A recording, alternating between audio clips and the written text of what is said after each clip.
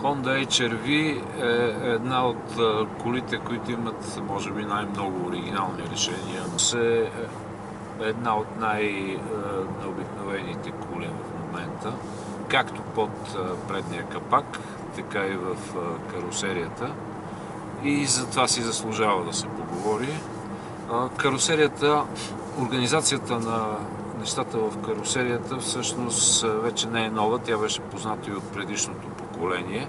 Така наречените магически седалки, които лесно се отварят, така че да могат да разширят товарното пространство както от към багажника, така и в пространството между двете седалки, където да се разполагат големи товари. Тази система е доказано удобна, доста гъвкава и е сериозен плюс на кола с дължина 4,30. 4,34 мисля, че е точната дължина, което вкарва HR-V в сегмента на компактните кросовери, а като вместимост на багаж надминава голяма част дори от по-големите коли. Но това все пак не е най-голямата и най-оригиналната новост. Новостта под предния капак е наистина много интересна. Става дума за хибридното задвижване, което съчетава бензинов двигател, работещ в оптимален оборотен режим, който фактически е особено икономичен, с два електродвигателя, като един от тези електродвигатели на практика работи като генератор, докато другият е способен да задвижва колата. И това позволява този сравнително голям малък кросовър, или да кажем среден кросовър, да дава наистина удивителни резултати като разход на гориво. В случая, след дълго пътешествие с голяма магистрална зона, разхода е средния, беше 5,5 литра, а в момента вече е 5,2 и той спада при всяко спускане, защото тогава колата даже не консумира, а произвежда енергия, която се складира в малка литиево-ионна батерия. Това е така основната и най-интересната новост. Задвижването е HEV.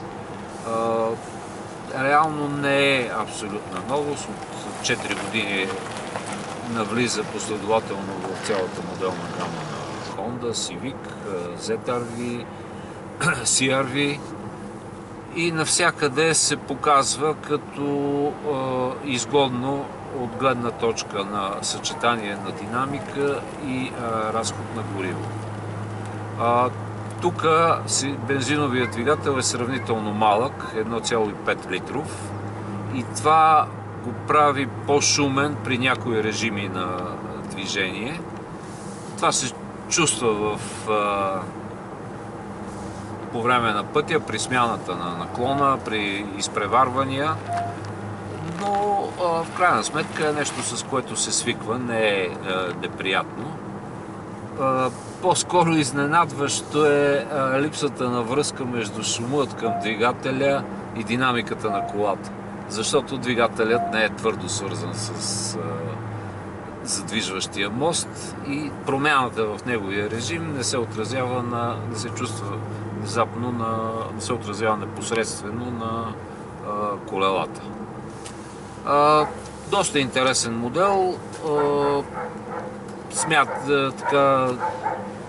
Носи традиционните добродетели на Honda, освен оригиналните решения и здравината, износоустойчивостта, липсата на повреди, макар че все още не знам дали това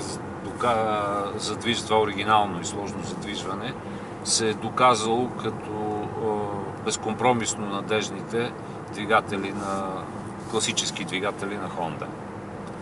А иначе колата е сравнително бърза, макар и да не провокира към спортно каране.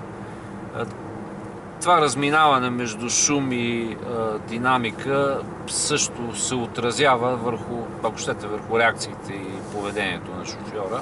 Той предпочита в тази кола да кара по-умерено, а това е значително по-икономично. Кажем, при магистрала с 120 км, а разходът ще бъде под 6 литра на 100, а с над 120, 130, 140 вече може да скочи до 7 или 8, поне по данни от тестовете, които са публикувани. Така че тази кола по-добре да не се форсира, стига се с нея, пътува се приятно, има добро стабилно окачване, много просторна карусерия за компактните външни габарити и това е Honda.